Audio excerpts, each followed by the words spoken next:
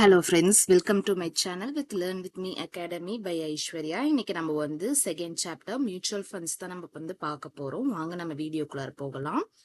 First of all mutual ஃபண்ட்ஸ்னா என்னதுன்னு நம்ம வந்து கிளியர் கட்டா எக்ஸ்பிளைன் பண்ணா நிறைய பர்சன்ஸ் அவங்களோட அமௌண்ட் இருக்குது இல்லையா, இப்ப ஹியூஜ் அமௌண்ட் ஆஃப் அமௌண்ட் வச்சிருப்போம் பட் இன்வெஸ்ட்மெண்ட் பர்பஸ்க்காக. பட் அது நம்ம என்ன பண்ணணும் நம்மளுக்கு தெரியாது. அந்த மாதிரி டைம்ல ஒரு ட்ரைன்டு எக்ஸ்பர்ட் வந்து நம்மள மேனேஜ் பண்ணுவாங்க. அவங்க பேர் வந்து ஃபண்ட் மேனேஜர் அப்படின்னு சொல்லுவாங்க. அந்த ஃபண்ட் மேனேஜர் வந்து நம்ம கொடுக்குற அந்த லார்ஜ் அமௌண்ட் ஆஃப் மணியை வந்து ஒரு சில லைக் ஸ்டாக்கு, பாண்ட்ஸு, கோல்ட்ஸு அந்த மாதிரி சொல்லிட்டு டிஃப்ரெண்ட் பார்ட்டா நம்ம கொடுக்குற ஒரு, அது ஸ்மால் அமௌண்ட்டாவா இருந்தாலும் சரி, லார்ஜ் அமௌண்ட்டாக இருந்தாலும் சரி, அந்த இன்வெஸ்ட்மெண்ட் பர்பஸை வந்து சரிசமமாக பிரித்து எல்லாமே ஒரு ஸ்மால் பார்ட்டா பிரித்து அதுல இருந்து வர ப்ராஃபிட் அண்ட் லாஸை நம்மளுக்கு எது கரெக்டான ப்ராஃபிட் தரும் அப்படின்றத வந்து உறுதி பண்றது தான் வந்து mutual funds. So mutual funds வந்து எப்படி ஒர்க் ஆகும்னு பார்த்தீங்கன்னா, பை த பூலிங் மணி. அதாவது பூலிங் மணினா இப்போ ஒரு பர்சன் வந்து கம்மி அமௌண்ட் ஆஃப் மணியும் வச்சிருக்கலாம், இல்லை லார்ஜ் அமௌண்ட் ஆஃப் அமௌண்ட்டும் வச்சிருக்கலாம். அப்படி அந்த காமன் ஃபண்டை வந்து ஃபர்ஸ்ட் நம்ம வந்து அனலைஸ் பண்றோம்.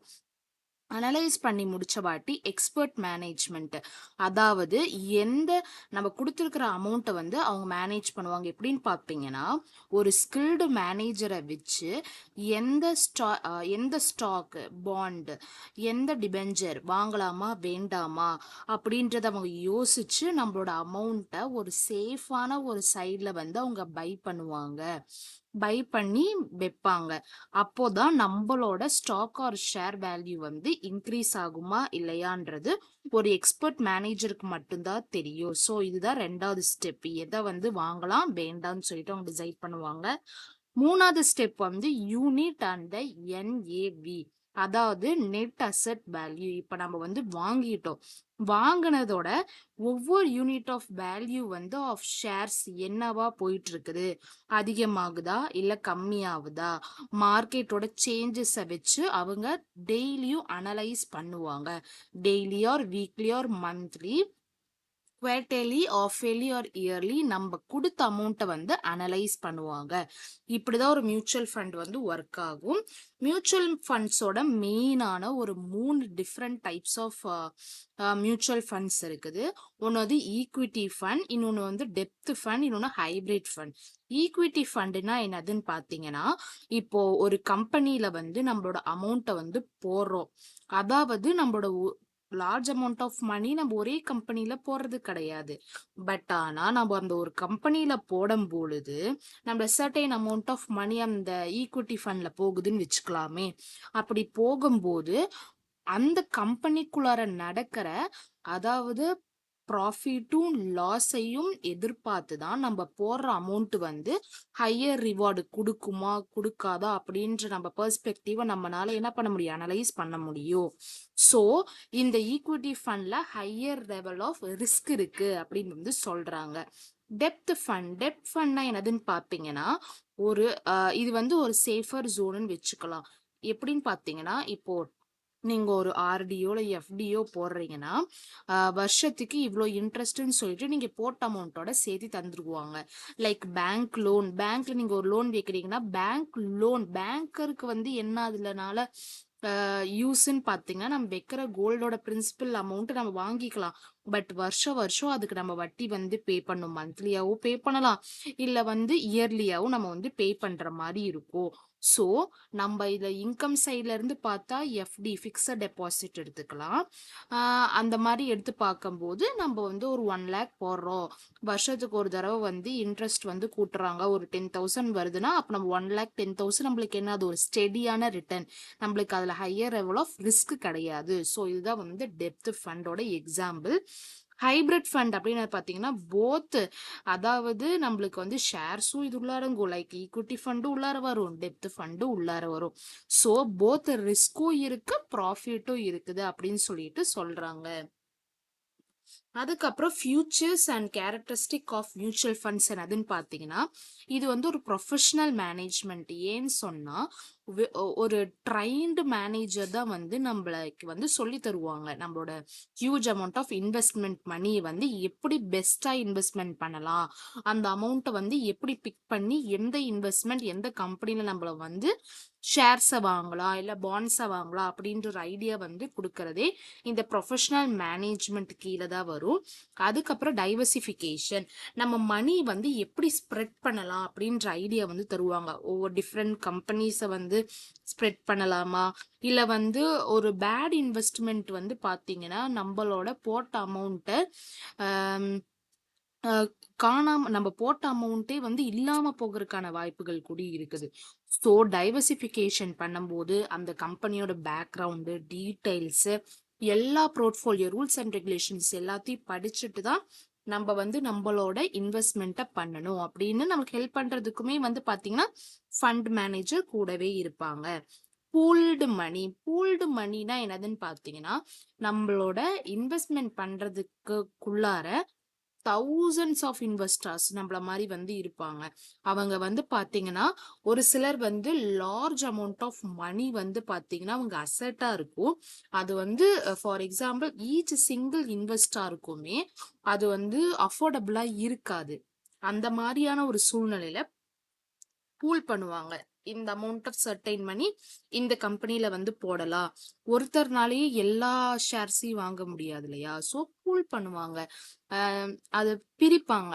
பிரிச்சு அதுக்கு தகுந்த மாதிரியான நம்ம குடுக்குற ஒரு ஸ்மால் அமௌண்ட் ஆஃப் இன்வெஸ்ட்மெண்ட்டுக்கு தகுந்த மாதிரியான ஷேர வந்து பூல் பண்ணி நம்மளோட ஃபண்ட் மேனேஜர் நம்மளுக்கு பதிலா அந்த இடத்துல வாங்குவாங்க. அதுக்கப்புறம் லிக்விடிட்டி வந்து பாத்தீங்கன்னா, இது மோஸ்ட்லி ஓப்பன் எண்டட் ஃபண்ட் யூனிட்ல தான் வந்து ஒர்க் அவுட் ஆகும்னு சொல்றாங்க. அதோட மீனிங் நான் பின்னாடி தனியா உங்ககிட்ட நான் சொல்றேன். ஓப்பன் எண்டட் ஃபண்ட்னா என்னதுன்னு. அது வந்து பாத்தீங்கன்னா, பை அண்ட் சேல் வந்து நம்ம ஈஸியா பண்ணிக்கலாம். இந்த ஓப்பன் எண்டட் ஃபண்ட்ல. இதுல வந்து பாத்தீங்கன்னா, பிசினஸ் வந்து பாத்தீங்கன்னா டெய்லி நடக்கும். அதோட அனலைஸ் நீங்க பார்த்துட்டே இருப்பீங்க.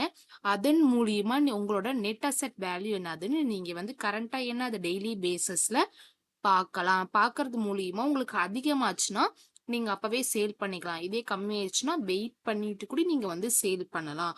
ஸோ, இதனால உங்களுக்கு பிரீஃபான ஒரு ஐடியா கிடைக்கும். இந்த லிக்விடிட்டில அண்டர் த ஓப்பன் எண்டட் ஃபண்ட்ல உங்களுக்கு ஒரு ஐடியா கிடைக்கும்னு வச்சுக்கோங்களேன். You have the freedom to buy and sell. அதுக்கப்புறம் அஃபோர்டபிலிட்டி. அதாவது நம்ம ஸ்மால் அமௌண்ட் ஆஃப் மணி தான் வச்சிருக்கிறோம் இன்வெஸ்டரா ஸ்டார்ட் பண்றதுக்கு. பட் எதுல இன்வெஸ்ட்மெண்ட் பண்ணணும் அப்படின்னு தெரியல அப்படின்னு பார்த்தீங்கன்னா, சிஸ்டமேட்டிக் இன்வெஸ்ட்மெண்ட் பிளான்ஸ் வந்து நிறைய வச்சிருக்கிறாங்க under the mutual funds. So எது நம்மளுக்கு அஃபோர்டபுளா இருக்குமா அப்படின்றத நம்ம யோசிச்சு விசாரிச்சு கூட நம்ம வாங்கலாம் under the systematic investment plans. அதுக்கப்புறம் டிரான்ஸ்பரன்சி. அதாவது எல்லாமே வெளிப்படைத்தன்மையாவே இருக்கணும். எல்லா ஃபண்ட்ஸும் வந்து ஒரு சில லிஸ்ட் ஆஃப் அப்டேட்ஸ் வந்து வச்சிருப்பாங்க. ஒரு கம்பெனியோட அப்டேட் ஒரு 5 இயர்ஸ் 10 இயர்ஸ் ஒரு அப்டேட் அது நம்ம கிட்ட இருக்கும். அந்த டிரான்ஸ்பரன்சி இருந்தாதான் அந்த கம்பெனில இருக்கிற ஷேர்ஸை நம்மனால வந்து வாங்க முடியும் நம்பகத்தன்மையா.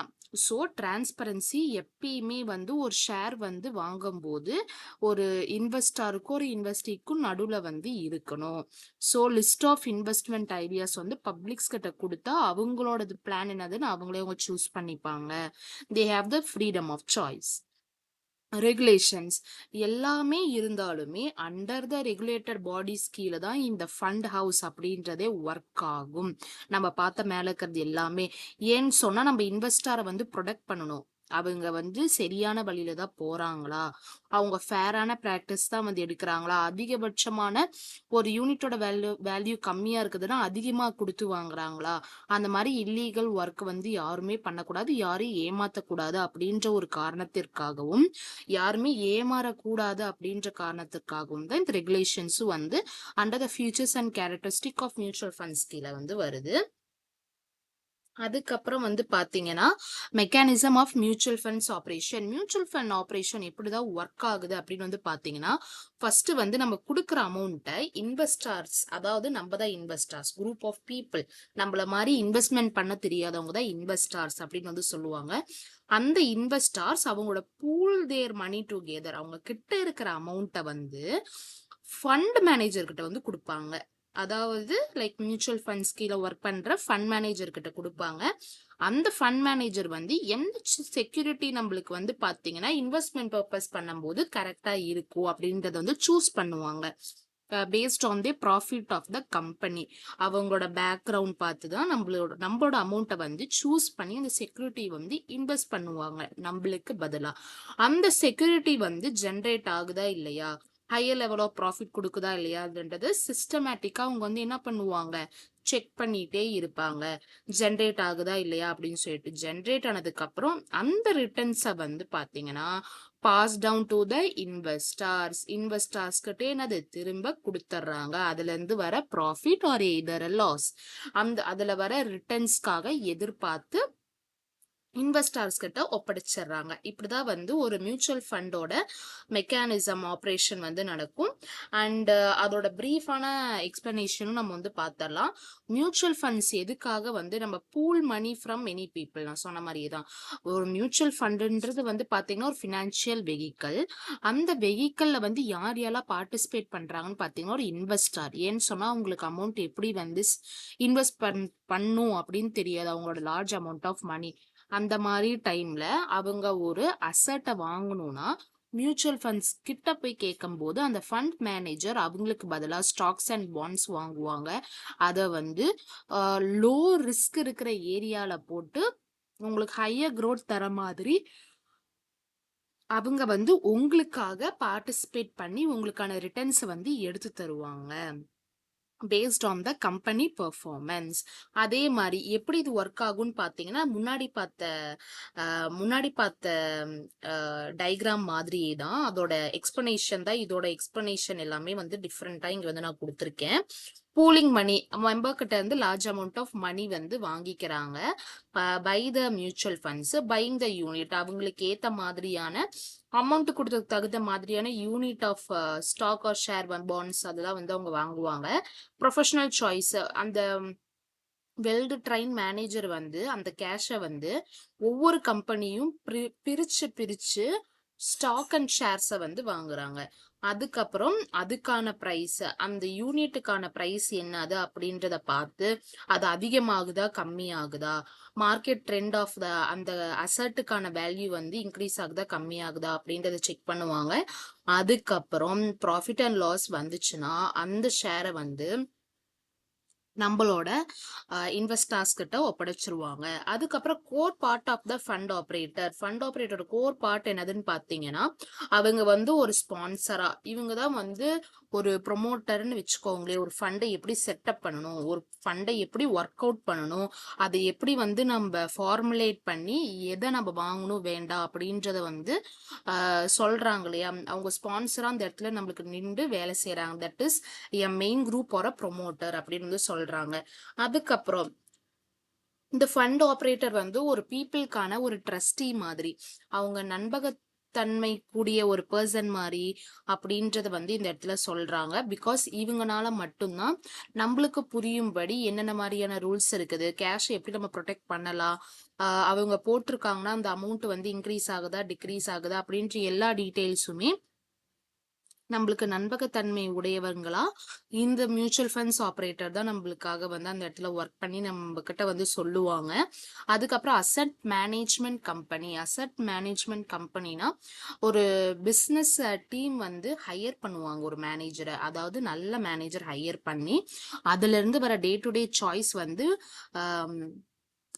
பீப்புளுக்கு வந்து எது கரெக்டா இருக்கும் அப்படின்றத ஃபுல் அண்ட் ஃபுல் மேனேஜ்மெண்ட் பண்ற டீம் மட்டுமே இந்த அசட் மேனேஜ்மெண்ட் டீம் அப்படின்றது இவங்களுக்குள்ளார வந்து வந்துருவாங்க.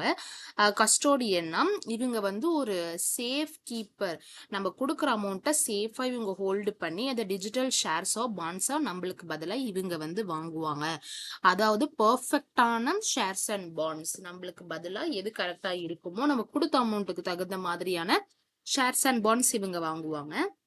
அதுக்கப்புறம் benefit of mutual funds. Mutual funds போறதுனால நம்மளுக்கு என்ன பெனிஃபிட் அப்படின்றத வந்து என்னன்னு சொல்றாங்கன்னு பார்த்தீங்கன்னா, எக்ஸ்பர்ட் ஹெல்ப். அதாவது ஒரு மேனேஜர் வந்து ஸ்மார்ட்டா அந்த மணி எப்படி நம்ம போடணும் அப்படின்ற ஒரு எக்ஸ்பர்ட்டோட ஹெல்ப் வந்து த்ரூ த மியூச்சுவல் ஃபண்ட் வந்து ஒரு இன்வெஸ்டாருக்கு ஒரு மிகப்பெரிய ஹெல்ப்பா வந்து இந்த இடத்துல வந்து அமையுது. பிகாஸ் அந்த மார்க்கெட்ல நம்ம மார்க்கெட் பத்தி நம்மளுக்கு தெரியாது. அதை நம்ம ஸ்டடி பண்றதுல இருந்து எந்த அசெட் வாங்கலாம் அப்படின்ற ஐடியா வந்து முழுக்க முழுக்க எக்ஸ்பர்ட்டோட ஹெல்ப்ல தான் வந்து மியூச்சுவல் ஃபண்டுக்கு இந்த இன்வெஸ்டர் வந்து ஹெல்ப்பா வந்து போறாங்க. அண்ட் லெஸ் ரிஸ்க் இருக்கிற அமௌண்ட்டை சூஸ் பண்ணி அந்த டிஃப்ரெண்ட் கம்பெனில நம்மளோட அமௌண்ட்டை வந்து அசைன் பண்ணி whether it is going good or bad அப்படின்றத வந்து நம்மளுக்கு பதிலாக அவங்க செக் பண்ணுவாங்க. Low cost to start. நம்ம கிட்ட அதிக அமௌண்ட் ஆஃப் மணி இருக்கணும்ன்ற அவசியம் இல்லை. நம்ம கிட்ட இருக்கிற ஸ்மால் அமௌண்ட் ஆஃப் மணியை வச்சு கூடி நம்ம வந்து ஆரம்பிக்கலாம். Easy to take out. அதாவது நம்மளுக்கு எப்போ வேணுமோ அந்த ஷேரை நம்ம வந்து சேல் பண்ணிக்கலாம். ஒரு ஈச் யூனிட்டாகவும் நம்ம சேல் பண்ணிக்கலாம். அதை நம்ம ஃபாஸ்ட் கேஷாகவும் என்னது மாத்திக்கலாம். ரெகுலர் சேவிங்ஸ், நம்மளோட ரெகுலர் சேவிங்ஸா கூட நம்ம வந்து வச்சுக்கலாம். லைக் ஃபிக்ஸட் அமௌண்ட்டா நம்ம வந்து வச்சுக்கலாம். ஃபிக்ஸட் அமௌண்ட்டா வச்சு மந்த்லி நம்ம வந்து அந்த பிளானை யூஸ் பண்ணிக்கிற மாதிரி கூட நம்ம அந்த ரூல்ஸ் அண்ட் ரெகுலேஷனுக்குள்ளார நம்ம வந்து சேவ் பண்ணிக்கலாம் அமௌண்ட்டை. அதுக்கப்புறம் tax saving, yearly tax saving பண்றதும் நம்மளுக்கு என்ன ஆகும், இந்த இடத்துல சேவ் ஆகும் அப்படின்னு சொல்றாங்க த்ரூ த மியூச்சுவல் ஃபண்ட்ஸ். அதுக்கப்புறம் மியூச்சுவல் ஃபண்ட்ஸோட ஸ்கீம்ஸ் என்னென்னு பார்த்தீங்கன்னா, க்ளோஸ் எண்டட் ஸ்கீம் அப்படின்னு ஒன்று இருக்குது. இது வந்து பார்த்தீங்கன்னா ஃபிக்ஸட் மியூச்சுவல் பீரியட். அதாவது இது நீங்கள் நடுவுலலாம் எடுக்க முடியாது. லைக் ஃபிக்ஸட் மியூச்சுவல் பீரியட் வந்து உங்களுக்காக அலாட் பண்ணியிருப்பாங்க. லைக் 5 or 10 or 20 or 25 அந்த மாதிரி உங்களுக்கான ஒரு ஃபிக்ஸட் பீரியட் வந்து கொடுத்துருவாங்க. அந்த பீரியடுக்கு அப்புறம் தான் உங்களோட ஷேர்ஸையும் உங்களால வந்து விட்டுட்டு லீவும் பண்ண முடியும். அந்த ஸ்கீமும் அப்போதான் எக்ஸ்பைரி ஆகும். அது லைக் மெச்சூர்ட் பீரியட் வந்து எப்போ எண்ட் ஆகுதோ அப்போதான் உங்களால சேல் பண்ண முடியும். ஆஸ் எ இன்வெஸ்டரா அப்போதான் உங்களால வெளியிலையும் வர முடியும். இந்த க்ளோஸ் எண்டட் ஸ்கீம் அதாவது இது வந்து பார்த்தீங்கன்னா ஒரு லாங் டைம் இன்வெஸ்ட்மெண்ட் ஸ்கீம் மாதிரி. அந்த ஸ்கீம் முடிஞ்சா மட்டும்தான் அதுல இருந்து உங்களால வெளியில வர முடியும். அதே மாதிரி நீங்க போட்ட ஷேர்ஸ் அண்ட் பாண்ட்ஸும் உங்களால என்ன பண்ண முடியும், சேல் பண்ண முடியும். இது வந்து பாத்தீங்கன்னா லைக் ரெஸ்ட்ரிக்ஷன் மாதிரி தான். உங்களுக்கு வந்து ப்ராஃபிட் அந்த 20 இயர்ஸ்க்கு அப்புறம் கிடைக்கவும் செய்யலாம், கிடைக்காம போறதுக்கான வாய்ப்புகளும் இருக்கு. ரிஸ்க்கும் இதுல அதிகமா இருக்குது. அதே மாதிரி நீங்க போட்ட அமௌண்ட்டோட கம்மியான வேல்யூ வர்றதுக்கான வாய்ப்புகளும் இங்க அதிகமா இருக்குது. ஸோ இங்க வந்து பாத்தீங்கன்னா உங்களோட க்ளோஸ் எண்டட் ஸ்கீம்னாலே உங்களால புரிஞ்சுக்க முடியுது இல்லையா, ஒரு ரூல்ஸ் அண்ட் ரெகுலேஷனுக்குள்ள தான் நீங்க இருப்பீங்க. அந்த இயர் முடிகிற வரைக்குமே நீங்க போட்ட அமௌண்ட்டை உங்களால எடுக்கவும் முடியாது, ஒன்றும் பண்ண முடியாது. ஆஃப்டர் த மெச்சூர்ட் பீரியட் நீங்க உங்களோட அமௌண்ட்டை வந்து நீங்க சேல் பண்ணிக்கலாம். அதாவது ஸ்டாக்கை நீங்க சேல் பண்ணி உங்க அமௌண்ட்டை நீங்க ரிட்டர்ன் பண்ணிக்கலாம். ஓப்பன் எண்டட் ஸ்கீம் அப்படின்னு என்னதுன்னு பார்த்தீங்கன்னா, அப்படியே இதுக்கு ஸ்ட்ரைட் ஆப்போசிட். நீங்க எப்ப வேணாலும் நீங்க வாங்கின யூனிட் ஆஃப் ஷேர்ஸ் அண்ட் பாண்ட்ஸை நீங்க வந்து என்ன பண்ணிக்கலாம், பை ஆர் சேல் பண்ணிக்கலாம். அதாவது பை ஆர் சேல் பண்ணிக்கலாம். அதே மாதிரில எந்த விதமான ரெஸ்ட்ரிக்ஷனும் கிடையாது. நீங்க வந்து ஒரு யூனிட் ஆஃப் என்ஏவியை வந்து ஒரு நாளைக்கு உங்களால எவ்வளோ சேல் பண்ண முடியுமோ, இப்போ ப்ராஃபிட்ல போயிட்டு இருக்குது இன்னைக்கு அப்படின்னா நீங்க அதை வந்து சேல் பண்ணிக்கலாம். அதாவது என்ன பார்த்தீங்கன்னா நெட் அசெட் வேல்யூ தான் என்ஏவி அப்படின்றது வந்து கொடுத்துருக்காங்க. இது வந்து பார்த்தீங்கன்னா இல்லை ஹையர் லிக்விடிட்டி ஆப்ஷன்ஸ் வந்து உங்களுக்காக இருக்குது. இப்போ இதனால வந்து உங்களுக்கு பார்த்தீங்கன்னா இப்போ க்ளோஸ்ட் எண்டர்ல உங்களுக்கான ப்ராஃபிட் ஏதாவது உங்களுக்கு கிடைக்கும். லைக் இன்ட்ரெஸ்டாவது உங்களுக்கு கிடைக்கும். பட் ஓப்பன் எண்டர்ல நீங்க எப்ப வேணாலும் வாங்கலாம், எப்ப வேணாலும் சேல் பண்ணலான்ற போது இந்த இடத்துல உங்களுக்கு ஹையர் லெவல் ஆஃப் ரிஸ்க் இருக்கும் அப்படின்றது வந்து ரிஸ்க் எடுக்கும் அப்படின்னு சொல்றாங்க. அதே மாதிரி நீங்க ஒரு ஸ்கீம்ல ஜாயின் பண்றீங்க, இந்த ஓப்பன் எண்டட் ஸ்கீம்ல ஜாயின் பண்ணும்போது உங்களுக்கான ஒரு குட் சாய்ஸ்ன்னு சொல்றாங்க. எப்ப வேணாலும் உள்ளார போலாம், எப்ப வேணாலும் வெளியில வரலாமே தவிர நம்மளுக்கான ரெஸ்ட்ரிக்ஷன் இந்த இடத்துல கிடையாது. இன்டர்வல் ஸ்கீம்னா both open and closed ended. நீங்க வந்து ஷேராவும் வாங்கலாம், இல்ல பாண்டாவும் வாங்கலாம். எப்ப வேணாலும் நீங்க வந்து சேலும் பண்ணிக்கலாம். ஆனா ஒரு சில விஷயத்துல இல்ல வந்து இன்டர்வல்ஸ் வந்து கொடுப்பாங்க. லைக் 4 month 6 month அந்த மாதிரி உங்களுக்கான ஒரு வரைமுறைகள் இருக்கும். அதுக்குள்ளார தான் உங்களால என்ன பண்ண முடியும், உங்களால ட்ரேடிங் வந்து பண்ண முடியும் under the interval scheme. Thank you for வாட்சிங் my video with learn with me academy. நிறைய வீடியோஸ் உங்களுக்காக வேணும்னா நீங்க வந்து கமெண்ட் பண்ணுங்க. And keep supporting and subscribe my channel learn with me academy. Thank you for வாட்சிங்.